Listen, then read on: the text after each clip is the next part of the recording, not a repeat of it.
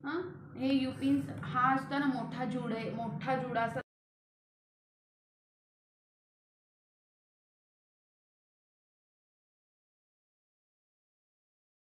म्हणून आपण हा यूज करतो मोठा. बन केला मी बन जे डोनटचा करतो ना बन तेव्हा सुद्धा हा लावू शकता. फक्त एवढं याच्यामुळे काय होतं स्कॅल्पला लागत नाही, टोचत नाही. त्याच्यामुळे बघ असं काही वेळा आपण वागतो तेव्हा टोचतात मग इरिटेट होतं ना, तसं नाही होत. म्हणून हे गोल असलेच पाहिजेत बॉबी पिनला. याच्यासाठी याला आता आहे, पण आता कधी इमर्जन्सीला नाही मिळाले तसे तर हे घ्यायचे. पण तुम्हाला स्मार्ट साईज हीच वापरायची, याचे नंबर्स येतात.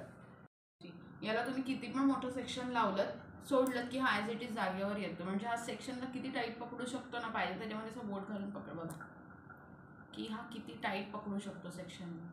हां, आणि आपण हे साधे येतात बघा आपण रस्त्यावर किंवा दुसऱ्या दुकानांमधून घेतो प्लास्टिकच्या ह्याच्याला लावलेले असतात, ते जर आता घेतले अडकत नाही आणि फाटत नाही. हां, म्हणून हे यातलेच वापरायचे. आणि ह्याला धार पण अशी टोकदार पाहिजेत समोरचे पिन्स. हां, थोडे महाग येतात हे, पण हेच वापरायचे. असं ह्याला टोक छान पाहिजे. हां, असं अडकलं पाहिजे तेच टोक तुम्ही घ्यायचं. सॉरी तेच यू पिन तुम्ही घ्यायचं. सेफ्टी पिन वापरायचे, साधे सेफ्टी पिन वापरायचे. हेच रबर वापरायचे, त्यांना कितीही स्ट्रेच केलं ते तुटत नाहीत. हे बघ तुटतात का नाही ते माहिती आहे. आपल्याकडे पॅकेट होतं साधंवालं, ते वालं रबर्स तुटतात. ते खूप स्ट्रेच पण होत नाही आणि ते तुटतात, पण हे तुटत नाहीत. हे पण तुम्ही खूप वेळ वापरू शकताय. बघ परत हे असं जसं होतं तसं रबर झालं. कळलं?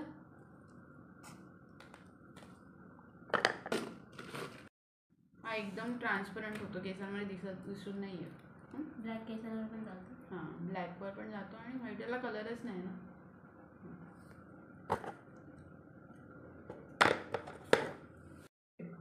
ब्लॅक कलरचा रिव्ह्यू कशासाठी लागतो, बिंदी कशी लावायची आता दाखवते मी तुम्हाला.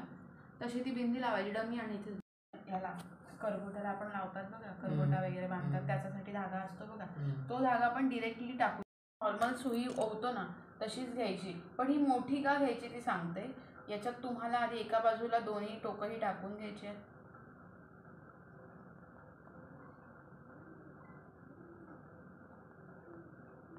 ते पूर्ण गाठ मारायचे तुम्हाला व्यवस्थित, जशी आपण सुई ओवतो ना 4 पदरी धागा तसाच.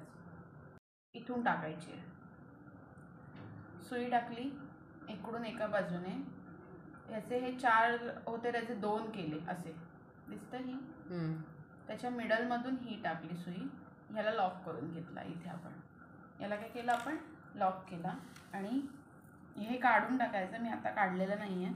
मिडल बघायचं बिंदीचा कुठे आहे, इथे आहे ना. तर हिच्या बघ दिसतंय सेंटर आहे का गं, वाटतंय सेंटर. अशी बरोबर आपण वरमध्ये ओढून घ्यायची. आता इथे आल्यानंतर इथे पण आपल्याला ह्याच्यातून ही टाकायची आहे. धागा दिसला नाही पाहिजे कुठेच. हां, आणि नंतर हे बघ अशी घ्यायची एका बाजूने आणि याला अशी गाठ मारायची. कळलं? अशी गाठ मारायची. सो हे काय होणार, इथे लॉक होऊन जाणार. गाठ मारलेली ना तिथे 2 बॉबी पिन लावायचे, ते दिसणार नाही कसे. तर ते लावायचे कसे सांगते.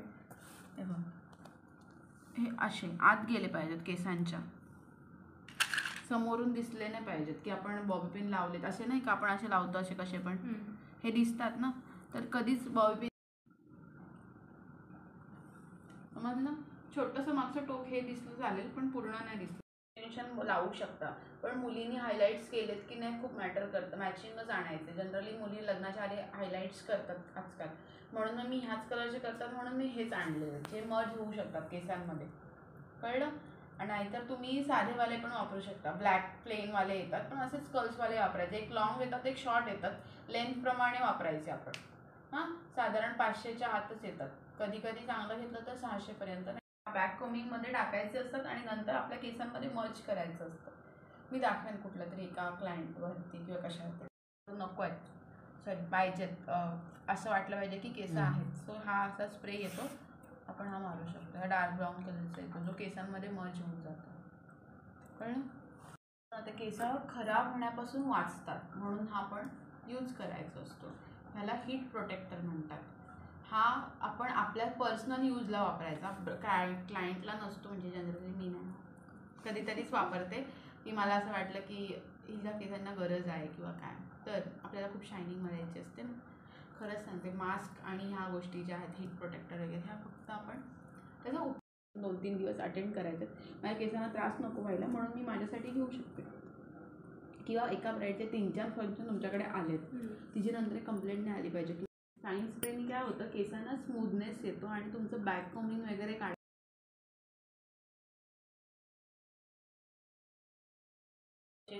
घट्ट बसले पाहिजेत. मग हिरोईन्स लोकांचे किंवा आपण बघतो रील्स वगैरे किंवा त्यांच्या कसे दिसतात असे प्रॉपर कर्ल्स, आणि आपले कर्ल्स लगेच निघतात. डमीचे चांगले दिसतात पण ॲक्च्युअलमध्ये करायला गेला तर निघतात. तर निघायला नको म्हणून आपण हा मूज मारतो. मूज मारल्यामुळे काय होतं, हा असा आधी ह्याला असं शेक करायचा व्यवस्थित असं. हा जो फोम येतो, हा जेव्हा तुम्ही लावणार ना केसांना, तेव्हा तुमच्या केसांना होल्ड करण्याची ताकद वाढते.